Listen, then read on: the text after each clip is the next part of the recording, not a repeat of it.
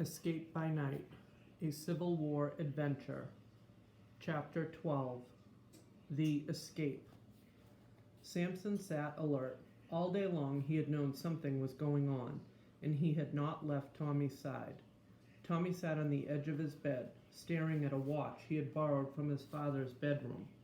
Beside him lay a small sack with the things Red needed for the journey. Tommy reviewed the contents: an old shirt of his father's from the mending pile, and some food, which had not been easy to get. Old Meddy, who worked for them, guarded the cookhouse closely these days.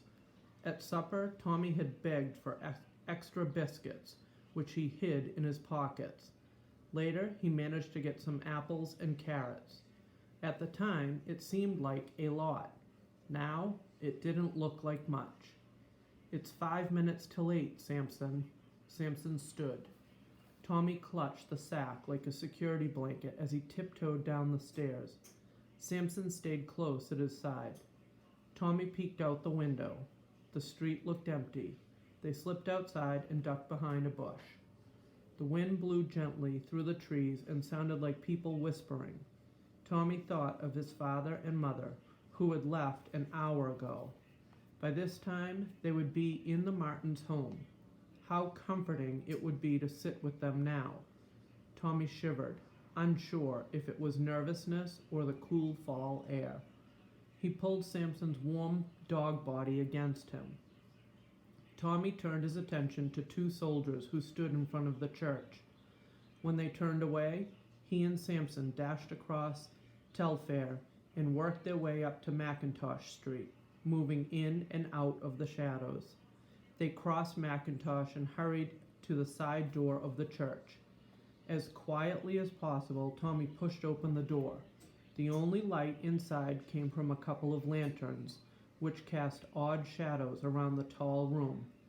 Tommy had never seen the sanctuary look so scary.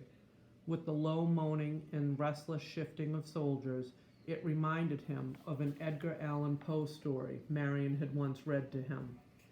Red met them at the door, and they slipped outside. "Here's the shirt," Tommy said. With Tommy's help, Red quickly slipped it on.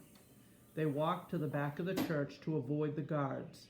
The Augusta depot looked dark and frightening, stretching off to the right behind the church. Lately, the depot had been a place of constant activity, but tonight the train stood dark and motionless. Red stopped and put his finger to his lips. Footsteps.